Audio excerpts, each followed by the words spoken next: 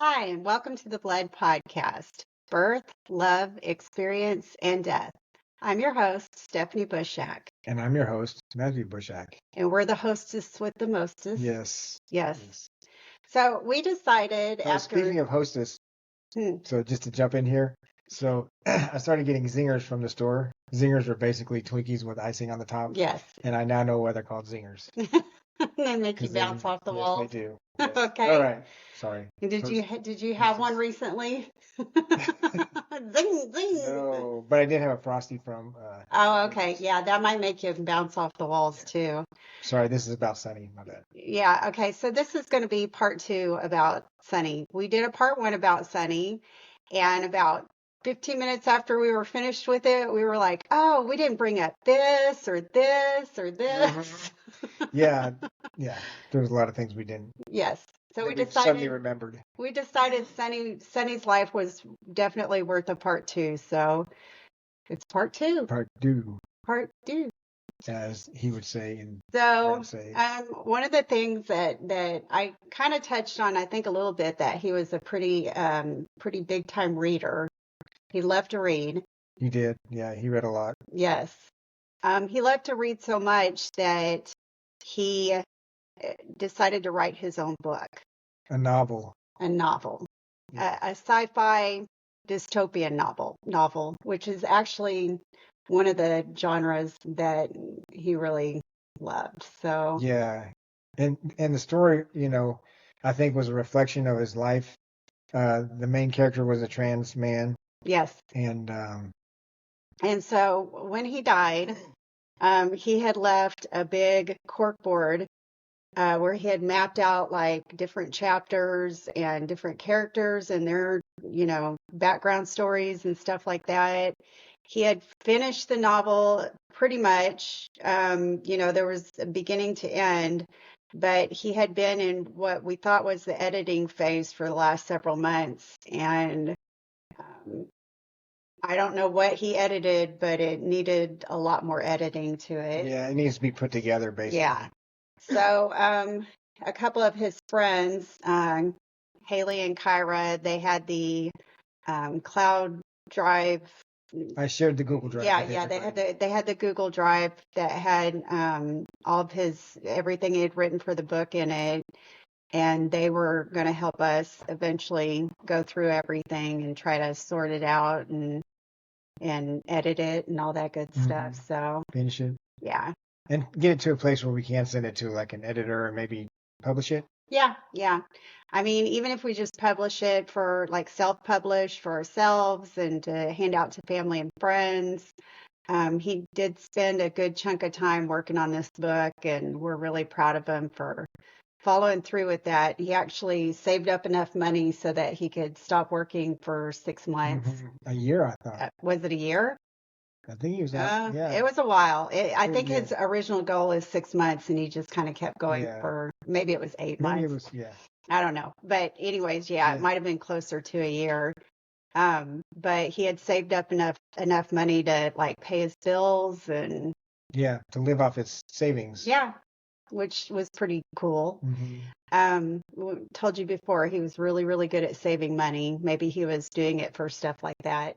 Yeah, that's true. He could have been. If he wanted to take off a year to write a novel, he could take off a year to write a novel. I mean, this kid, when we went through his room, had money stashed everywhere. Yeah. Like he had a couple $100 in Starbucks tips from when he worked there. Yeah, like I'm pretty sure he never deposited or spent any of his Starbucks tips, because that was it was in an envelope that said Starbucks tips. So that's how we knew where it came from. But it was just like a big. And he worked there for about 3 months, so that would make sense probably. Yeah. But he didn't work there long. So some of the other things that he really got into reading about while he was growing up, I know at one point he got really interested in mythology. Warrior cats. First. Yeah. Warrior cats was his first big love. When he was younger, he and I read like The Hobbit and The Lord of the Rings together, and there was a couple of like big books that we read together. And then on his own, he started collecting his own like fiction, and Warrior Cats was the first big like like Yeah. anthology that he decided he was going to dig into, and it was real popular at the time. It had just come out. Do you remember the book of fairy tales? I think Sabrina LeMay had it, and Sonny wanted it, and it was just a book of Grimm's fairy tales. Oh, okay. Yeah. He actually said he wanted it, and you found it on Amazon probably and Yeah. bought it. So it was kind of cool. Yeah, That's what he wanted. So yeah. And he had, he was into the mythology. yeah, he was totally into the mythology when I think what got him started on mythology is we let him watch the movie Clash of the Titans. Mhm. And if anybody that grew up in the like 80s or was around back then and saw Clash of the Titans, you know that like it is a total classic. To this day, like the quote CGI unquote that they use, which was basically like claymation. Yeah, it stands up to the test of time. If you go back and watch that movie, you'd be like, holy crap, they were making that back in the 80s. They did a really good job on that movie. And so, yeah, we had it on DVD and he watched it, and I think he totally was mesmerized by that whole world. And so he started asking for and checking out books at the library on mythology and got very entrenched. Like, if you ever wanted to know anything about mythology, you would ask Sonny because he had read so much on it. He Especially knew, Greek mythology. yeah, especially Greek mythology, that he knew like And that was everybody. That and was something everything. that I got into when I was about his age. I got into that mythology from all over the world, different mythologies, and I got a lot of books on it. And then I found this book, Dungeons and Dragons, Demons and Demigods, and it has, as each character, it has like the pantheon of Greek gods in a group, and it has the pantheon of like Arthurian legend people and Chinese pantheon of their gods, you know. And so they were actually characters that you could battle in D&D. Yeah. They had all the stats, but they also told a little bit about each one. Yes. So that was a really cool resource to learn about mythologies from all over the world. And I remember you had that book, you saved that book. And when Sonny started getting into mythology, you started talking to him about mythology and D&D. And then you gave him you had that, and I think was that the only one? I think you had maybe 2 or 3 other books that you. No, he got the other books. Okay. Yeah, but you had the one. I had the one, yeah. And gave it to Sonny, and I'm sure he read it from cover to cover. Oh yeah. And then he started collecting his own D&D books. And that was really cool because he ended up, as he got older, creating like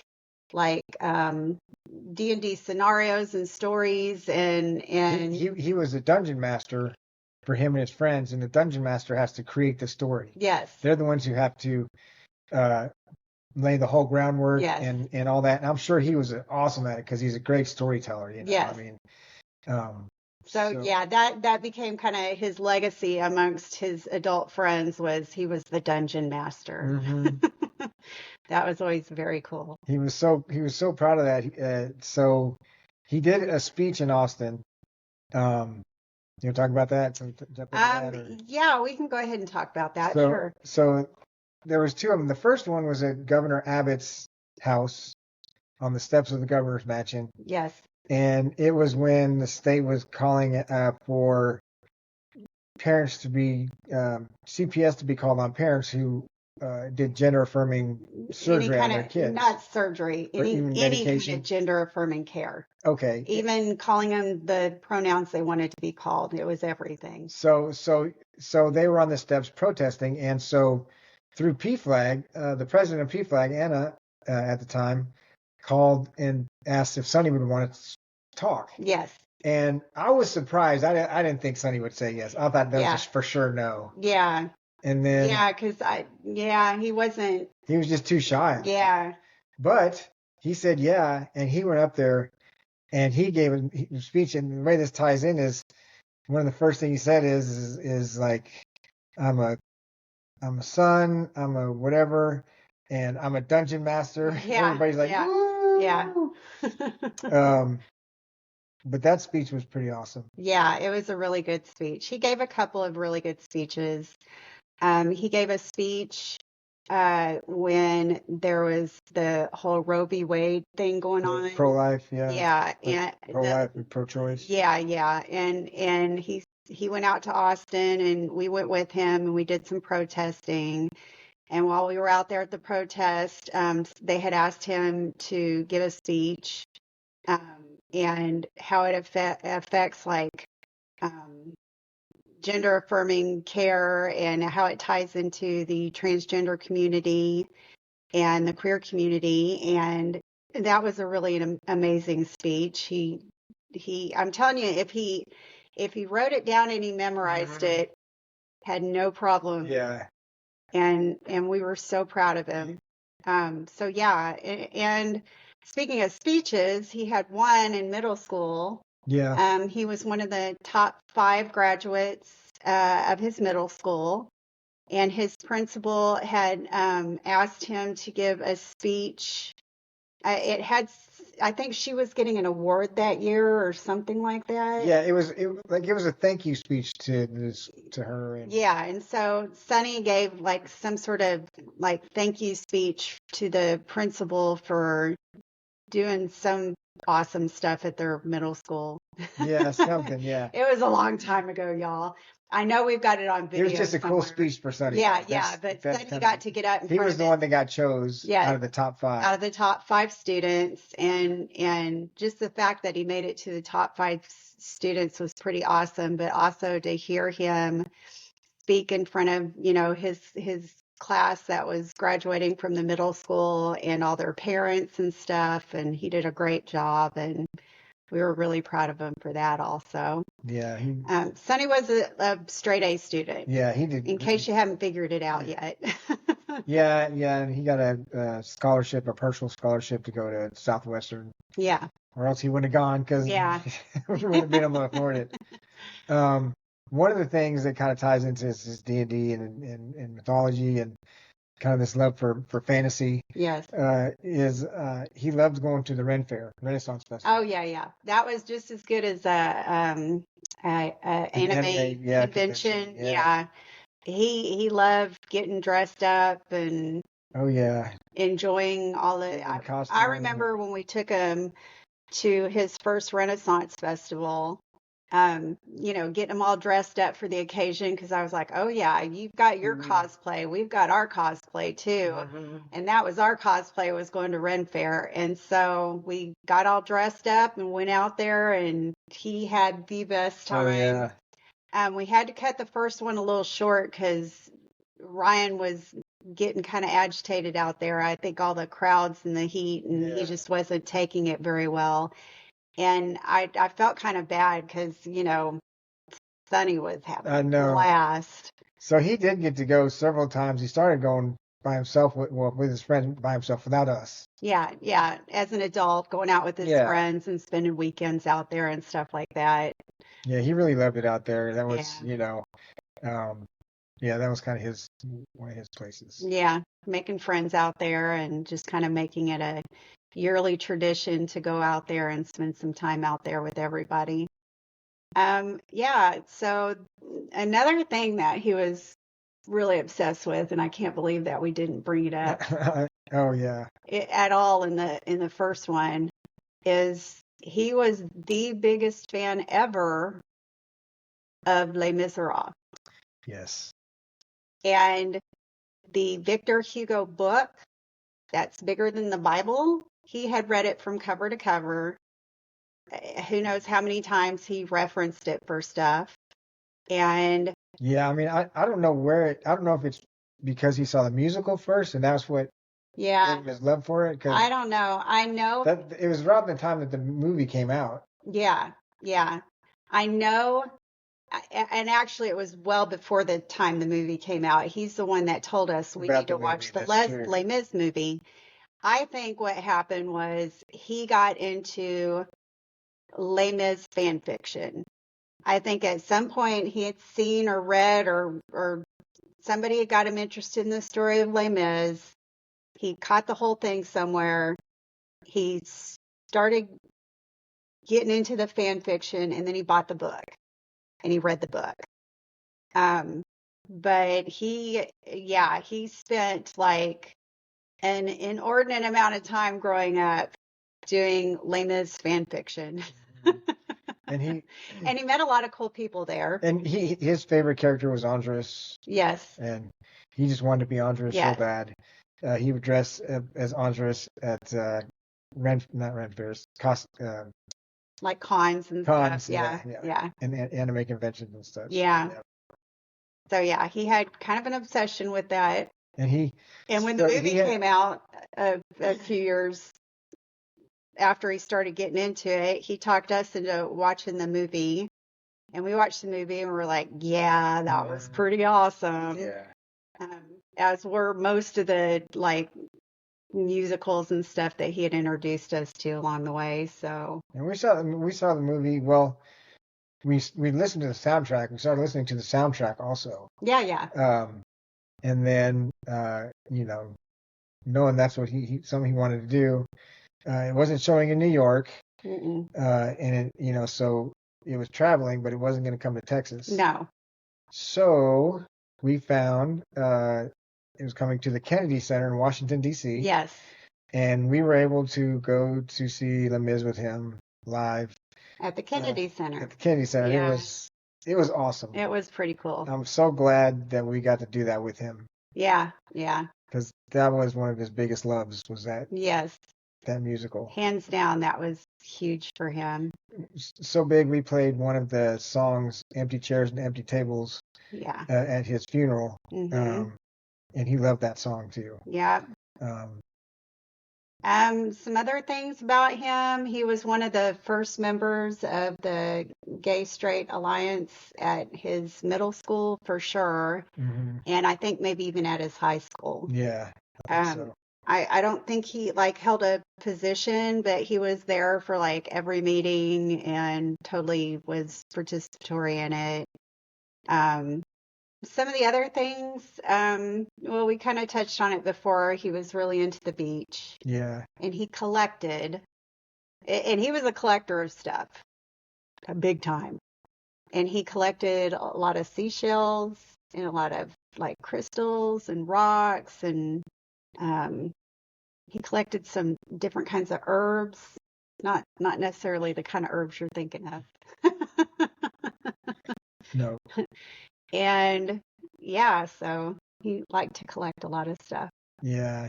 When he was younger, we'd go out to the big waves together. I mean, he'd have his life jacket on, but he loved it. I mean, I'd throw him around in the water.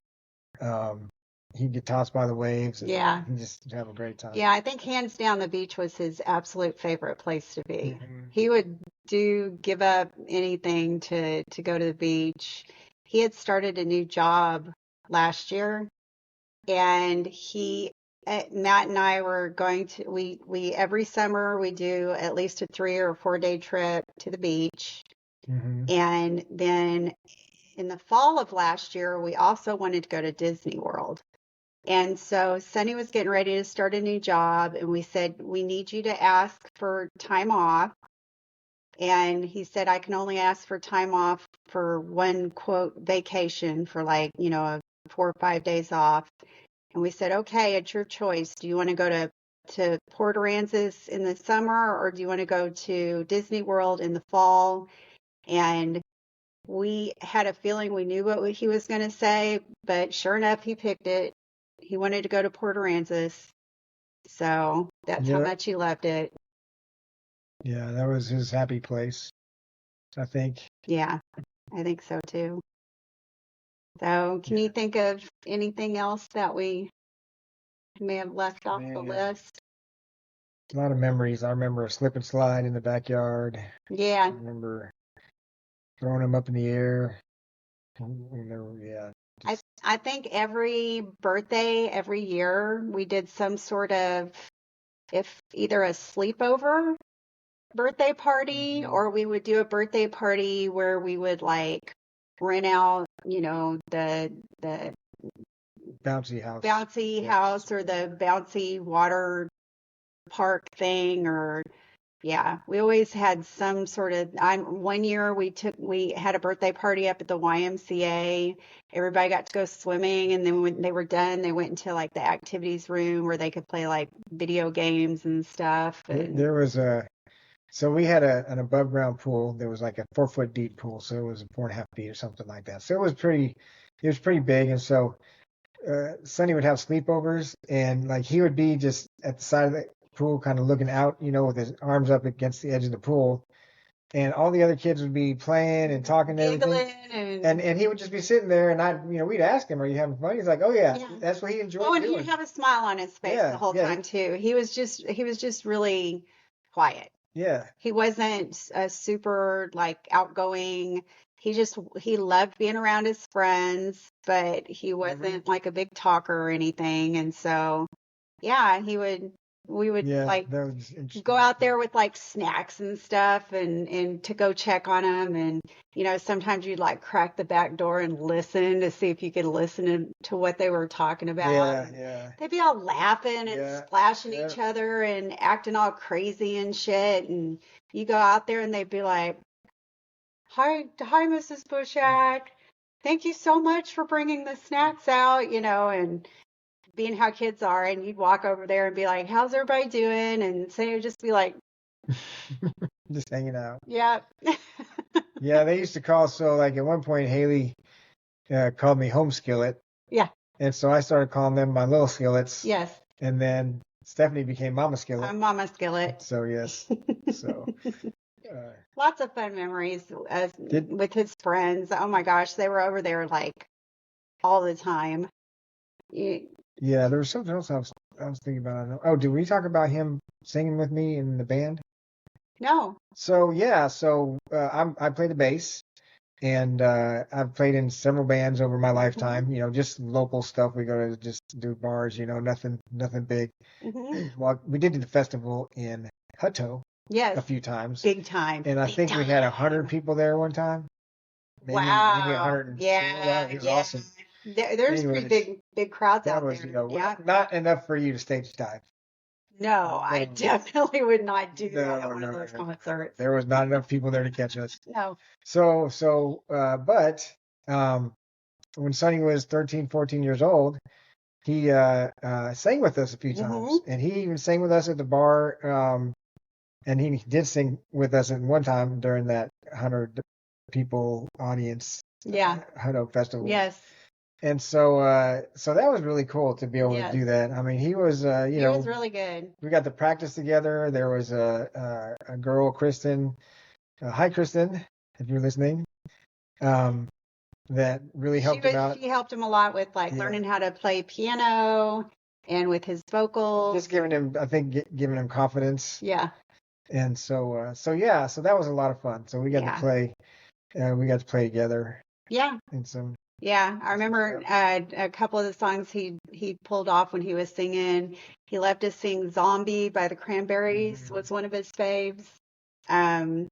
Evanescence, Bring Me to Life. Yeah. There was like a Taylor Swift song in there somewhere, wasn't there? Yeah, there's one I can't remember. There's he used to sing Linda Ronstadt. Whenever I'm with him. Oh yeah. Yeah. Something inside. That's all you're getting from us singing. Sorry. Join us on karaoke night at our house. Yes. Then And then you'll understand why we're not doing this on our podcast. That's right.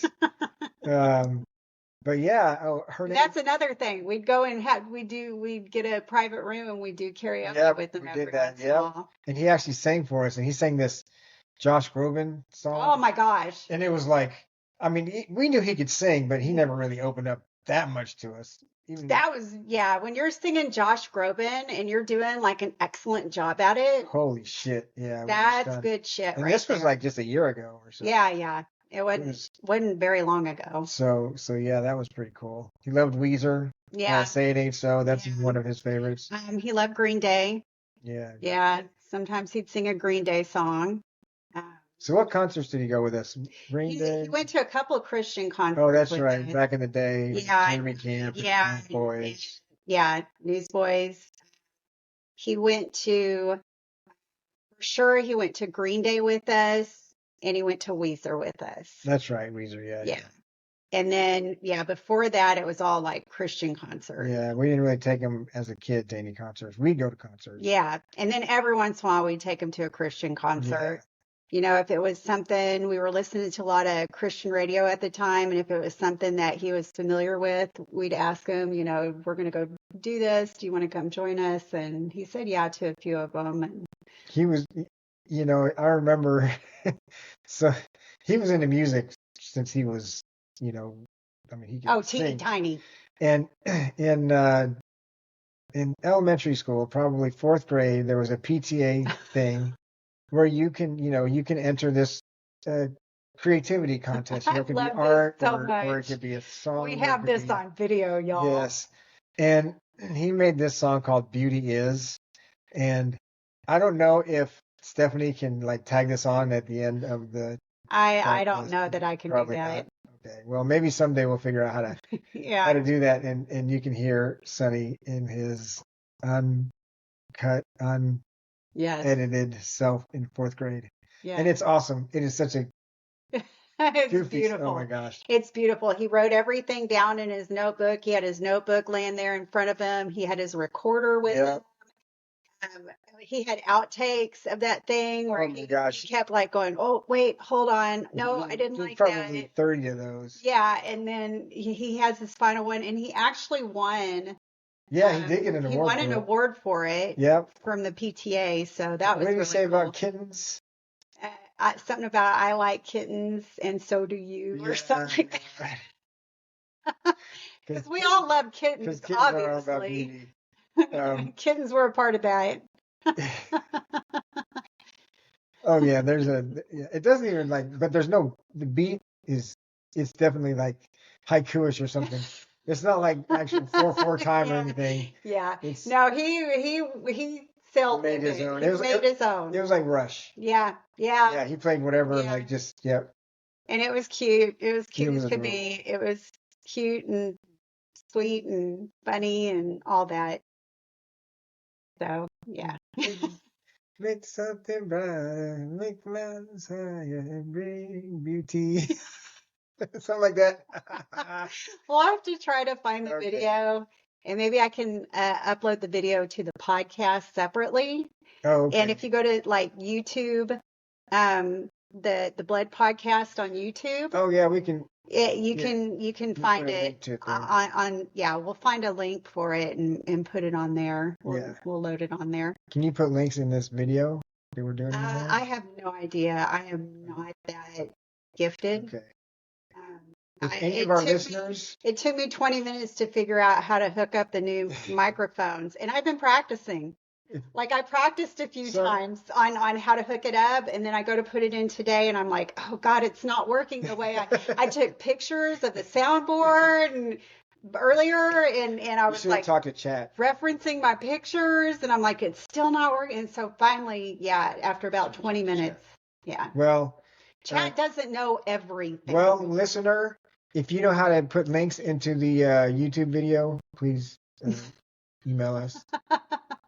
If there is somebody out there, that one maybe technical person. Yeah, maybe the one person that listens to us is a technical person. Maybe that's what I'm hoping. Yeah. Okay. All right. Well, everything? Yeah, I think so, Matt. Guess what? What, Steph? Life will kill you. Will it? It will. Okay, I believe you. Yeah. This time. Statistically. I'm not Statistically speaking. 99%. Yeah, there's some lucky 1% that's just don't die. They don't die. All right. Love you, kids. Bye.